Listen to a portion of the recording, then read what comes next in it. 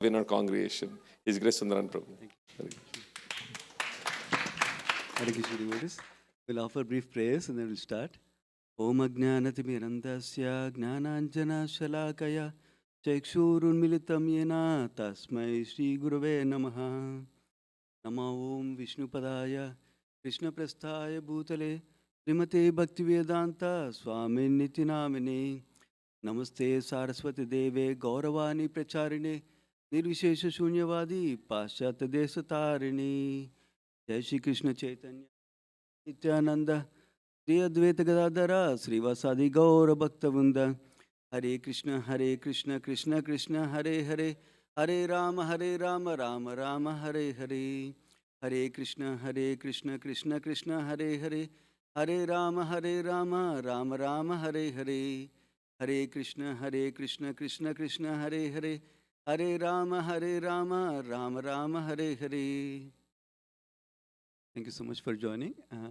My obeisances to all the devotees, especially so many senior devotees to me. And many of you are senior in so many ways to me also. Vanchakalpatarubhyasya kupasindubhyevacha paditanam pavanebhyo vaishnavebhyo namo namaha. So,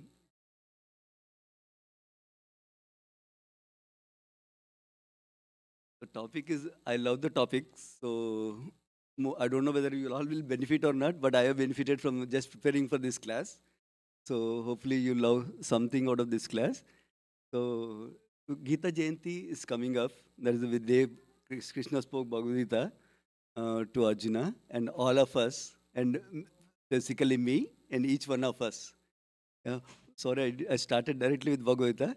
Any of you do not know what is Bhagavad Gita and would have some context will help what is Bhagavad Gita? Krishna. Good. So that is the Gita Jayanti is coming up. So I thought it would be a good topic to prepare our consciousness in this month, especially to focus on Bhagavad Gita, to prepare our consciousness. So, and overall high level view of this topic is like this. Understand the practical value of Bhagavad Gita in our everyday life. That is the essential thing I want to focus on today. And the rest of them, if I get time, I'll get there. But the main thing is, I wanted to all of us to appreciate little bit about Bhagavad Gita, how it is helpful for us. That is the main focus of the theme today. And then once we understand some value of something, then we naturally utilize that thing to the best of our ability, number one. And we like to share with others when we understand the value and appreciate the value with others. So that is a bonus if we get to that. But at least I want to share that how practically Bhagavad Gita is helpful for each one of us. Irrespective of our each individual goals may be different. My goal may be doing good in job. Someone's goal may be taking care of the family nicely. Someone's goals may be doing service in society. Whatever goal we have, the Bhagavad Gita will help us in some way or other. That is the main principle I want to share. So through this process, I'll go into a little bit deep dive into different topics. But the overall theme is, see if you can appreciate Bhagavad Gita in some way and get inspired to read Bhagavad Gita. And then if you get inspired to read, naturally you love it and you'll share with others also. So that's the overall theme. So I'll remind you the theme in between also, as I remember also myself. So giving that theme, importance of Bhagavad Gita reading. So let us talk about Bhagavad Gita is a conversation primarily between Krishna and Arjuna. So Bhagavad Gita is a very, very practical book for us. And Bhagavad Gita is told by Krishna not just for Arjuna's sake, for each and every one of us. And when I say that each one of us, every one of us, even, for example, some devotee goal may be already to reach Krishna, already to love Krishna. For them, it is definitely a good book. Everybody accepts that. That is a religious book, is wonderful, one of the top spiritual books. Everybody understands that. But interestingly, while that may not be my goal right now, I don't have interest in going to spirituality right now. But still, Bhagavad Gita can help me. That is the aspects also we'll discuss. So, to discuss that aspect, how Bhagavad Gita will practically help us, let me ask something and then we'll conclude some small theme and out of it. What is everyone striving towards? What does everyone want in life? Each of us want different things probably, right?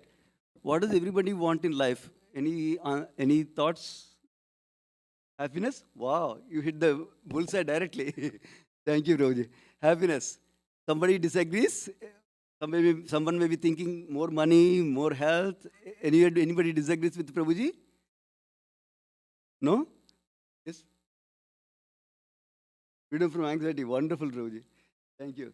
So, in one sense, freedom from anxiety is sustained happiness also, right? So, one of the devotees I was discussing this afternoon, his name is Chaitanya Chandra Prabhu, is giving a class to the youth currently. He was summing up very nicely the way I asked the question, the way he answered it, saying, everyone is looking for getting happiness, number one. And like Prabhuji said, freedom from anxiety, he put it in different words, which is continuing the happiness. That means everybody is fearful. Maybe happiness will go, that anxiety is there. So that freedom also they want. Get happiness and freedom from anxiety are continued happiness. And then when they experience that, they want to share with others, their family members, their relatives, their friends, like that. That's a nice way Prabhuji summarized. I loved it also. So now, how do we get happiness? So in Krishna, remember I told the topic is for multiple levels of devotees. Somebody who's not even spiritual also, and somebody who's spiritual also. We'll talk about both levels. So everybody should appreciate Bhagavad in some level or other. So the happiness, Krishna talks about in Bhagavad Gita, the nature of this world, how the nature is designed for all of us to learn something from it and to learn the lessons and to find what is the path for eternal and ever-growing happiness.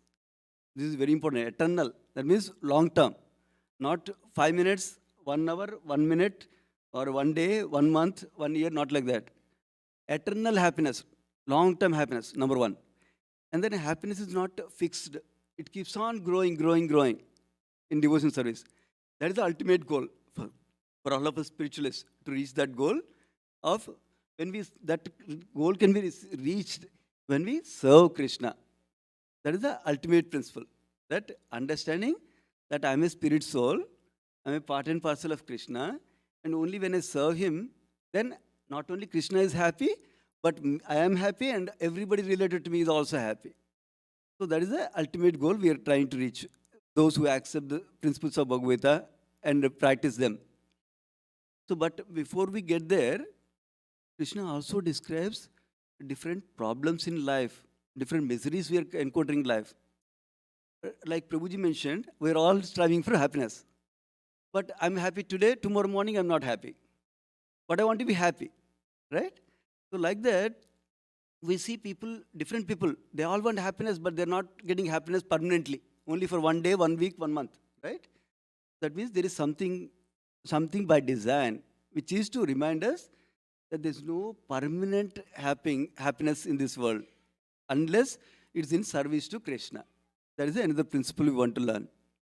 So now, for example, Krishna describes there are 4 problems in life. Any of you already know what are the 4 problems of life? Yeah? Wonderful. English?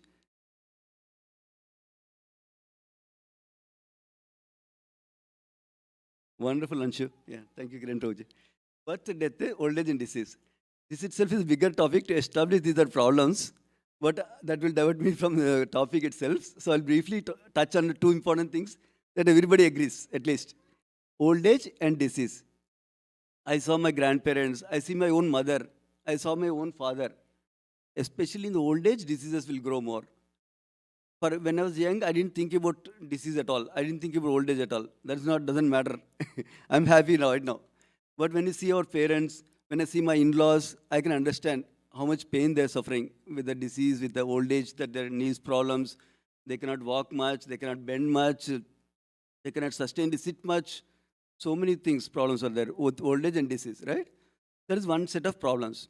And interestingly, these problems, nobody wants these problems. Anybody wants old age and disease in this room? No, right? Nobody wants these problems. And no one can avoid it also. So these are problems, that's why they're called real problems of life.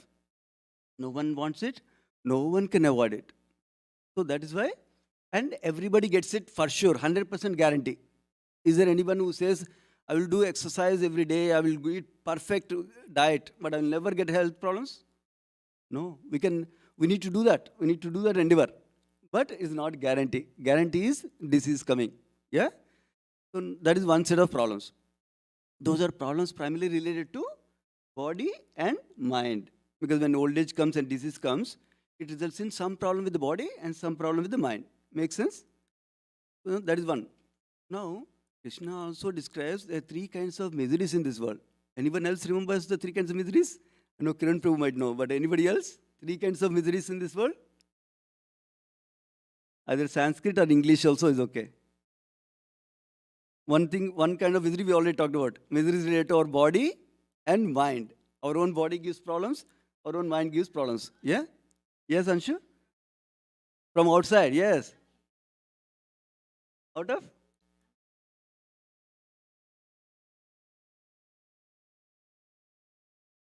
Perfect.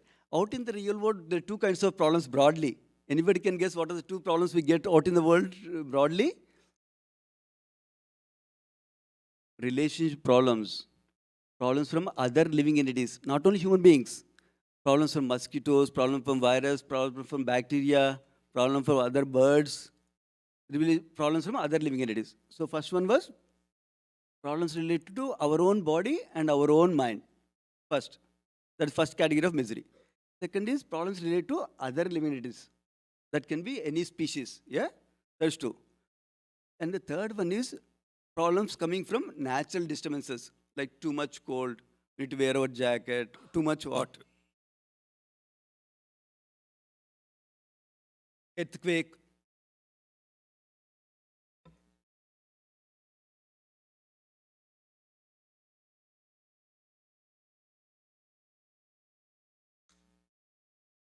Is the misery from the body. So we'll get the misery from body.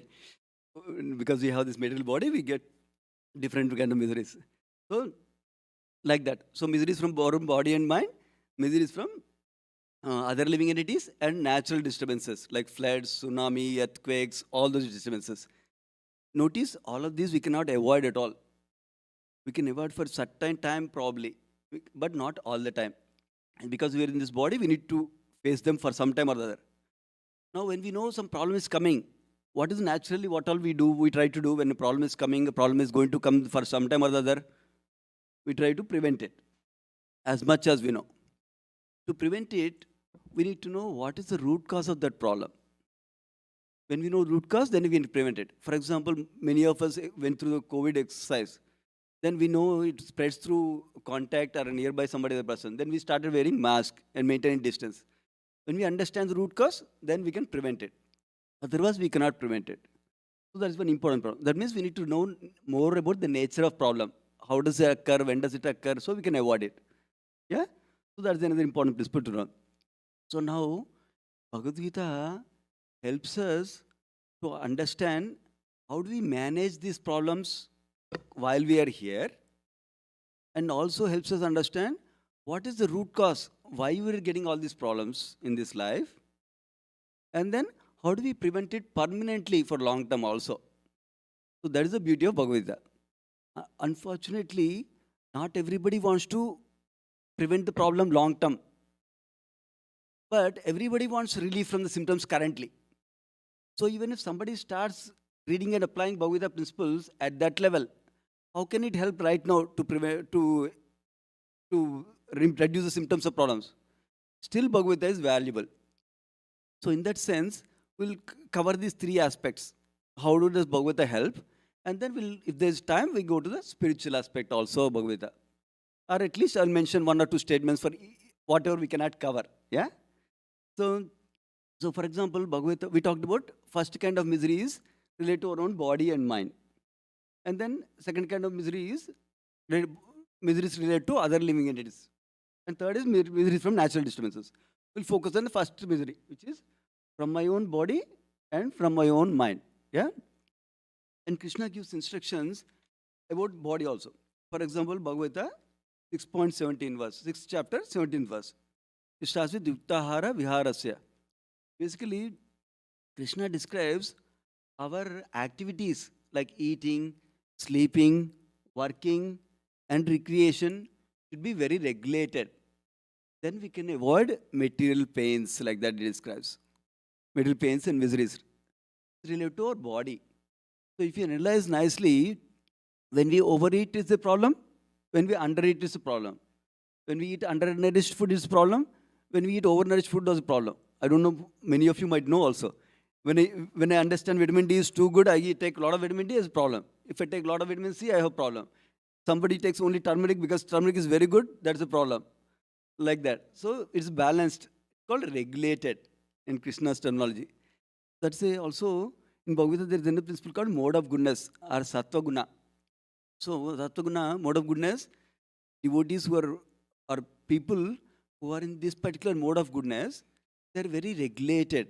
That means they eat at a particular time, they eat a particular quantity of food, they work for a particular amount of time, they spend time with the family for a particular amount of time, they do exercise for a particular amount of time. Like that, they're very, very regulated. That is one thing we can also cultivate in our life, regulation. Not like today I have moved to do lot of exercise, so I'll do 5 hours of gym. And the next 3 days I cannot go to gym because my body is exhausted now. So not like that. So we regulate each of them. This called, some people use the term balance for this thing. So balance in doing, eating, sleeping, recreation and work. So sometimes balance cannot be achieved in one day, but it can be achieved over 1 week or 1 month also. So that is a mature way we can apply it also. For example, there is a important deliverable we need to take care of in the office this day today. We might work 3 hours extra today, but then we balance it out. Tomorrow we spend 2 hours extra with family, like that. So that's also important principle. So similarly, eating, how do we regulate our eating? We offer whatever food we eat to Lord first, Lord Krishna, and then with gratitude, my dear Krishna, because of you, we got this food in our plate. Please accept it and as token of my gratitude. Like that, we offer to Krishna, and then we accept the remnants of food from Krishna. That's the way we can regulate our eating. Then sleeping. Sleeping, how we can be alert in sleeping is when we are conscious of our goals properly. When we are conscious of ultimate goal. Bhagavad Gita gives us what is our ultimate goal as we discussed, which is to be in love with Krishna. That will give us eternal, ever-ending, ever-growing happiness like that. So, when we're conscious of the higher goals that we have in life, then we don't waste time in too much sleep. And remember, the word is regulation, not no sleep. That means we need to sleep sufficiently so that our body can get rejuvenated and our mind can get rejuvenated. Otherwise, we'll become crazy next day if you don't sleep for 2-3 days, right? So that's why it's important to regulate our sleep. But if I sleep too much, what happens? There's so many drawbacks. People, there's scientific research about how we can become obese, how it will brood laziness in life. So I'm not alert anymore. I don't like to do anything anymore. Then I don't like to pursue my goals anymore. And I want to do more sense gratification. So many drawbacks also come. So both are important. Not too much sleep, not too little sleep, but balanced sleep as much as needed for our body and mind. That is different for each one of us in this room. For somebody 6 hours may be enough. For somebody 8 hours may be required. So whatever is needed, regulated sleeping. And then similarly, regulated work. How do devotees do a regulated work? Regulated work is done. Like one aspect of regulation is time to time. Another aspect of regulation is do it according to our responsibilities and duties that are given to us. For example, my boss gives objectives for me at the beginning of the year. I stick to the objectives instead of doing something I like, something I like, something like. If I do like that, by end of the year, my promotion is gone, right? So I'm sticking to the objective. Similarly, each of us has duties as a family member, as a husband, as a wife, as a mother, as a father, as a son, as a brother, as a sister. We all have duties in life. So we take care of our prescribed duties no matter what. That is the other principle Krishna shares in the Bhagavad Gita also. So we should never leave our prescribed duties, Krishna says. So that means we do it work in such a way that it is meeting our objectives and is not hampering our goals. For example, our goal is to be, for example, our goal temporarily is to be healthy and have good relationships. But I do spend 16 hours in office. I don't have any time to spend on my health exercise. I don't have any time to spend with my family and friends. Then the goal is gone out of the window. That's why we need to see everything in perspective of our goals and ideally ultimate goal also. That's a regulation in working. And then coming to regulation in, and less work also is a problem. More work we talked about. Less work, how is it a problem? If I do less work, then boss is not happy. Then there's a chance of he prefers somebody else and he may take away my job, which is easy these days, right? So that's also important to work minimum number of hours that we need to work also properly. But more devotees, what do they do is, even when they're doing working in the consciousness of Krishna. That means they see how the work is connected to Krishna consciousness, how the work is connected to the ultimate goal. I'm doing office work because I'll get some money. But why do you need money? I want to use money so that I can maintain my family, I can maintain myself and peacefully practice my Krishna consciousness so that I can reach my ultimate goal. So, if I don't have enough money, I cannot take care of health. If I don't have enough money, I cannot take care of families. If I don't have enough money, I cannot peacefully practice my spirituality also. So that's why I look at sufficient amount of time for my work and sufficient quality work I do, so that I can practice Krishna consciousness like that. So next aspect is recreation. Why do we care about recreation? It's all about productivity. We need to do more in short time. That somebody can think, right? I might have given this example some time ago, but let me repeat. It's a very useful example. There's a nice author called Stephen Covey. He writes it in 7 Habits of Highly Successful People also. He calls this principle of hackening the saw. This is the principle. What he's telling is there are 2 people whose job is to cut a lot of trees every day, from morning to evening. So they get paid based on number of trees that they cut. So one person A was cutting all day, no break for food, no break to sharpen the saw. Person B took a break in between to cool down the saw, to sharpen the saw, and then to nourish himself so that he has the strength to do more nicely like that. So naturally, you can imagine who created more, who cut more trees. You can imagine person A or person B. B, yes, Anshu. So person B naturally, because even though first person was working more time, but his productivity was less. Why? Because he doesn't have energy, right? Yeah, what Anshu?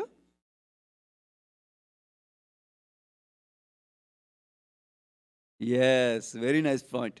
He took care of his priorities. The priority is our health. Priority is what will help me to go longer term in the work, like that, productivity. To sustain the productivity, what is needed? He understood that principle. Hackening the saw is important so that he can cut more like that. So like that, so these are some principles at the body level that Krishna is telling in Bhagavad Gita that are very helpful for us. So naturally, somebody may think, oh, I'll read Bhagavad Gita after 60 years. No, if you read now, you can understand the principles. And then you can make more money, make more health, make more wonderful relationships, more qualitative relationships, and understand the purpose of life and strive towards that purpose right now, not after 60 years of age. Yeah? That's one. Now coming to the mind level. Remember, first misery is related to body and mind. So this is one practical application we saw from Bhagavad Gita, how it will help us. Another example is of mind. Krishna describes in Bhagavad Gita that Arjuna says it's very hard to control the mind because I get different thoughts like that.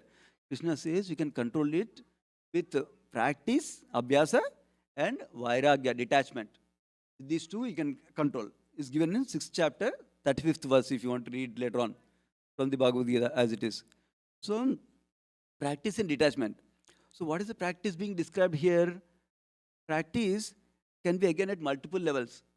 For practicing devotees like us, or practice is practicing devotional service. That means there are 9 processes of devotional service, starting with hearing. Prabhupada focuses on that in the purport primarily. Hearing and chanting the holy name. Hare Krishna, Krishna Krishna, Hare Hare, Hare Rama, Rama Rama, Hare Hare. So hearing about God, hearing about God's relationship with devotees, hearing what God wants from us, hearing from God about purpose of our life, hearing from God about what pleases Him. So these are all important things we can hear. And when we hear, then we'll inspire. Oh, I should do that. Like that, then we start acting on it. We start applying the message of Krishna like that. So that's so. And the chanting. Chanting is message. Oh, I wanted to highlight this chanting. Even though I'm giving the importance of reading Bhagavad today, it's like a railway train goes on two tracks. Similarly, devotee's life is running on chanting to purify our heart, and then reading Bhagavad Gita and scriptures to learn the wisdom to apply in our life so we can run our life accordingly. These two are very important. And their symbiotic relationship. Vaisheshika Prabhu talks about rice and dal, symbiotic relationship. How rice, if I eat alone, and dal, if I eat alone, it has some level of potency. Whereas both combined together, they have more potency, it seems. It's scientific research, not somebody made up. So, similarly, chanting and hearing or reading go together.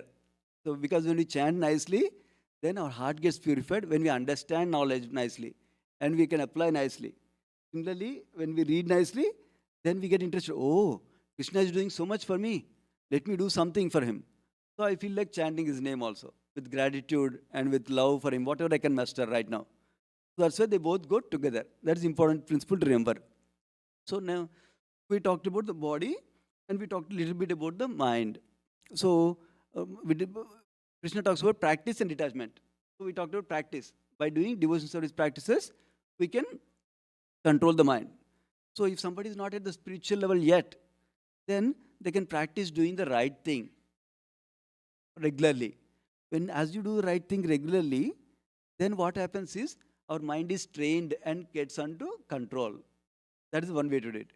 But the spiritual aspect will help us because we as devotees are depending on mercy of Krishna. So when we are practicing, we can do it on our own practicing. But when we depend on Krishna, Krishna will give extra mercy so we can control the mind easily like that. Unlike jnanis, they depend upon their own strength to control mind, to control the senses. Whereas devotees, we depend on Krishna and we engage our senses and mind in Krishna's service. That is so we can control the mind ultimately. So that's about practice portion. And the detachment portion. So how do you, two aspects I'll mention.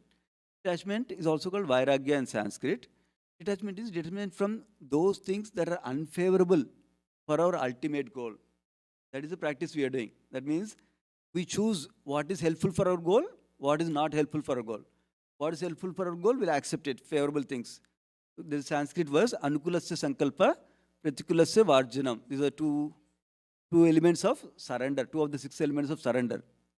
So by doing this practice, then we'll get detachment from those things that are harmful for us, unfavorable for us from ultimate goal like that. And also remember I talked about hearing in the practice, 9 out of 9 processes of devotion service, hearing is the first thing. So while hearing also, when you're hearing spiritual knowledge, that helps us also in detachment. Interestingly, when we do spiritual practices like chanting, it helps us in applying these principles properly. Otherwise, we think, I know this, I know this, I know this, I know this. But actually, when you need to apply it, it is not there. Many of you might know the story of Karna, how at the time when he wanted to fight in the battle, he was cursed earlier that he forget the mantras that he wanted to chant. Similarly, when we practice spirituality, we get that extra strength that we can apply that knowledge. Otherwise, bookish knowledge only. I know lots of things, but I cannot apply in my life. Why is that happening? Because I'm not doing any sadhana. If I do my chanting properly, hearing properly regularly, then I'll get the strength and remembrance. Because Krishna is merciful, Krishna will remind us at the right time, some form or other. Internally as a super soul, or externally as a friend, as a guide, as a mentor, as a spiritual master, as a teacher, somebody will guide us like that. So that is another important principle to remember. So now we talked about how Krishna helps in one aspect. Miseries relate to bodies and mind like that through the different teachings in Bhagavad Gita like that. There's so many things, especially on mind, so many things in the Bhagavad Gita. So body, we're at 3 levels, existing at 3 levels. We're spirit soul, like we discussed earlier. We have 2 bodies. One is a subtle body inside that's made up of mind, intelligence, and false ego. And then we have this gross body like this. So Krishna is describing how to take care of these two also, body and mind also in the Bhagavad. Though our core is a soul. If the soul is happy internally, then it can take care of everything else also. So that's about body and mind. Now coming to relationships. Naturally, relationships is a very, very broad topic. But I liked one class given by Swayam Bhagwan Keshava Maharaj, who took the principles from entire Bhagavad Gita and shared it in simple sutra form or principle form. That's what I like to share, considering I have very limited time. I plan to go, by the way, till 6:10 only today, not too long. So please don't worry. After that, we'll all have our prasadam. So let us go. So some of the principles I liked. I love the relationships topic myself because I'm learning every day from devotees, learning from scriptures like that. So one of the eh, eh, before I give you the individual sutras that Swayambhavan Keshav Maharaj gave, before I give Radha Madhav ki jai, Jagannath Baldev Subhadra ki jai, Nitai Gaur Sundar ki jai, Giri Govardhan ki jai, Narasimha Bhagwan ki jai, Srila Prabhupada ki jai.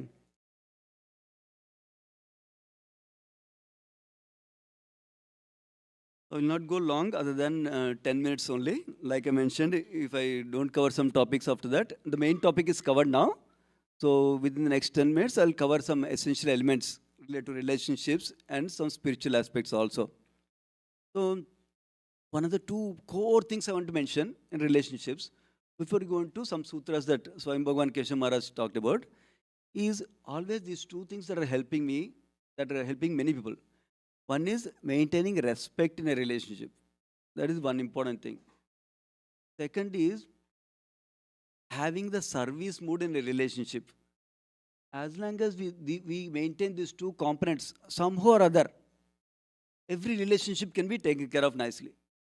Even if other person is not able to do those things, other person is not able to respect, other person is not thinking in service mode, they're thinking about enjoying, me. Still, we can handle the relationship nicely. So that is the principle we need to remember.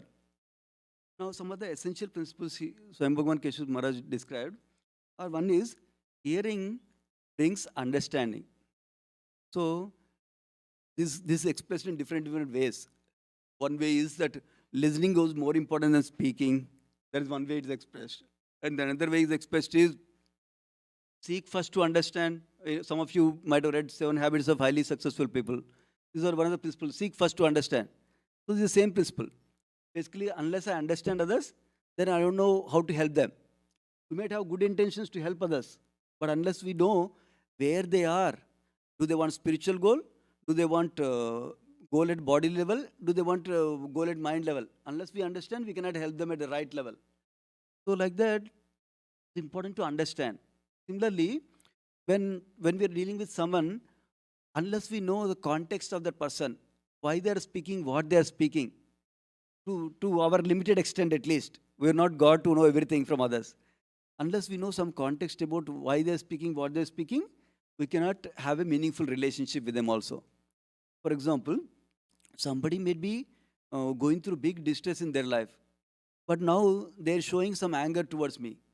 If I don't consider that their life situation is so chaotic right now, then I'll think that they don't like me, I hate them. But if I consider currently their life is so stressful currently for them, then I understand, okay, that's where they're coming from. So whether it's me or whether it's him, doesn't matter. They would have reacted a similar way. Then I feel compassion for them. And I should think, how can I help them in this situation right now? Can I help in their stress in any way? If I cannot help physically, or at least I can pray for them. Or I can tell somebody who can help them. Like that, we can think about it.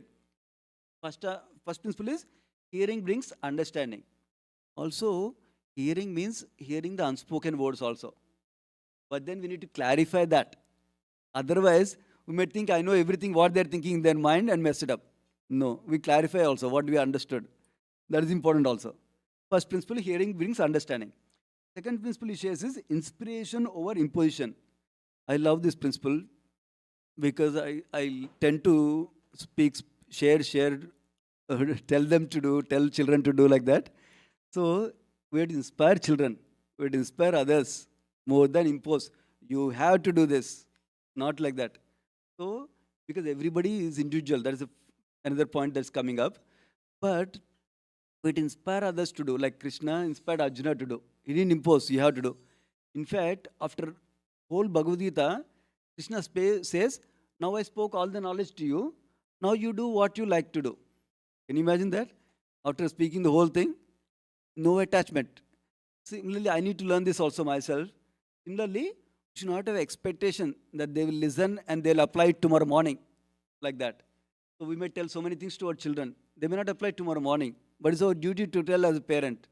So keep on telling them gently, in a way that they can understand, in a way that they'll appreciate, not in a way that they will close their ears, if not physically, virtually. Not like that. We tell them nicely like that. That is the inspiration over imposition. That's one. Third thing is patience resolves differences. So, for example, Arjuna asked so many questions in Bhagavad Gita. It's actually exactly 17 questions Arjuna asked in Bhagavad Gita to Krishna, and some of them are repeatedly same questions.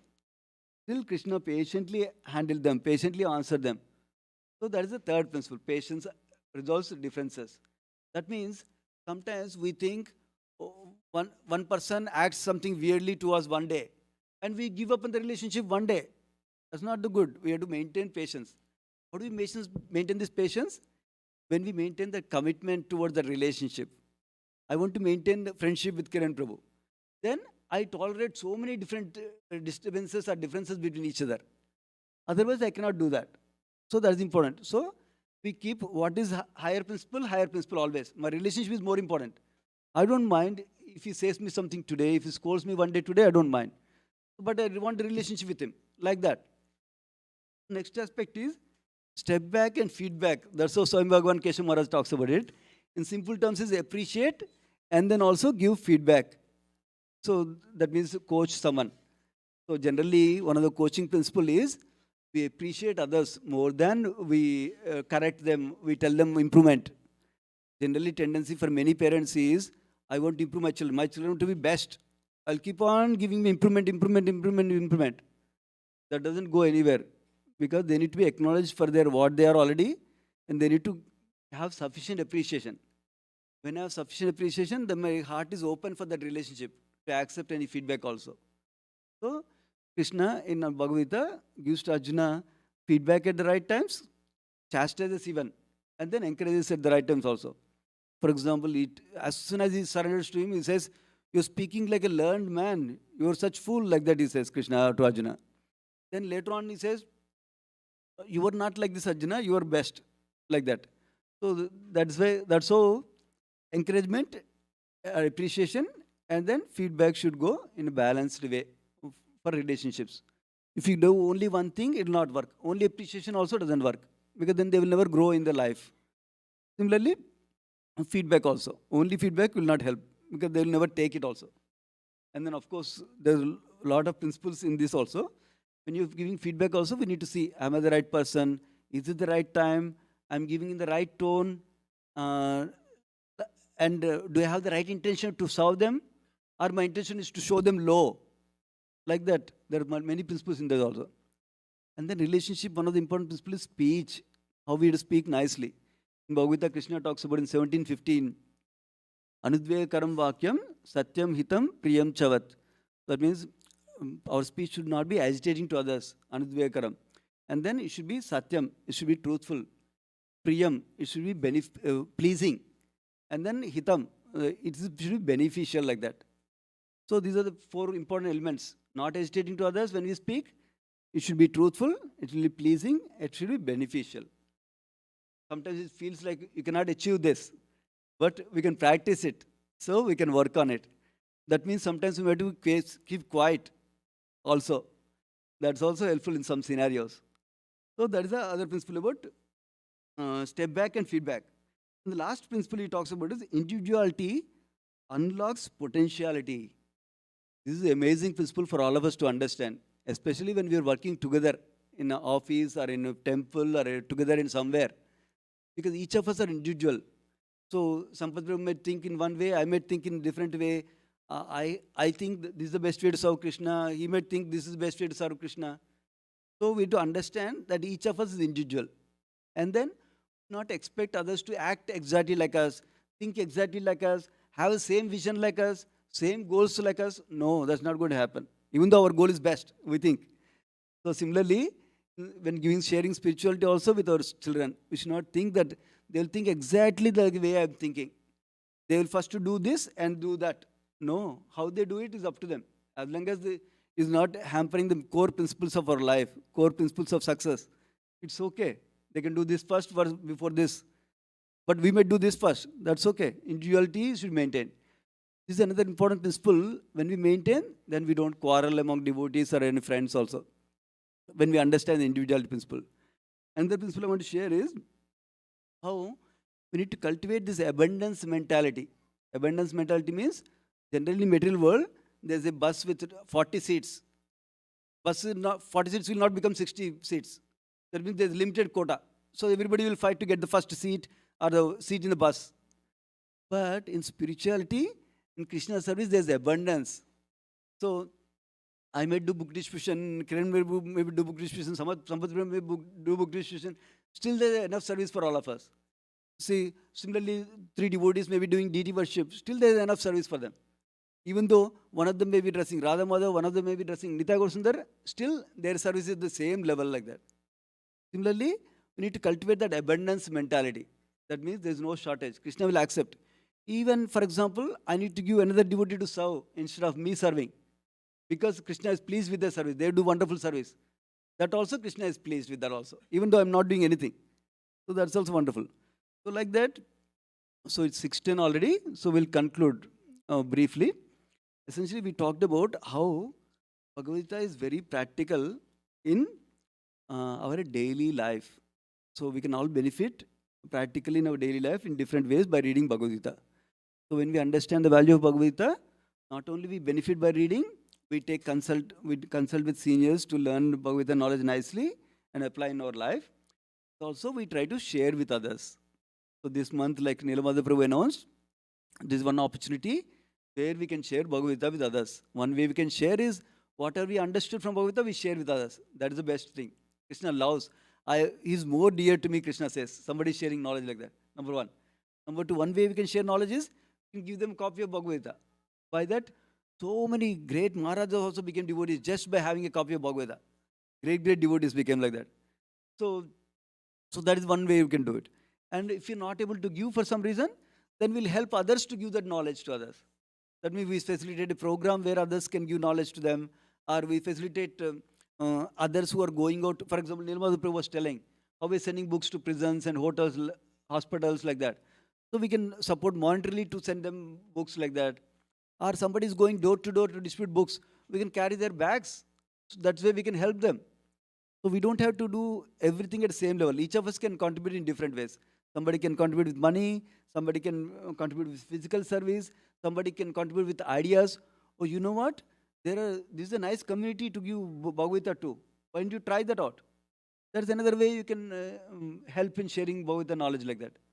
So like that, so we can all take the benefit of Bhagavad Gita in our own life and then share with others. That is the essence I wanted to share today.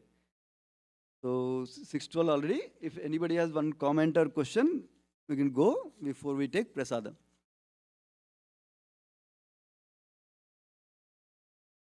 Comment or question? Okay, so we can end here. Srila Prabhupada ki jai. Srila Prabhupada ki jai. Thank you so much, devotees. Hare Krishna.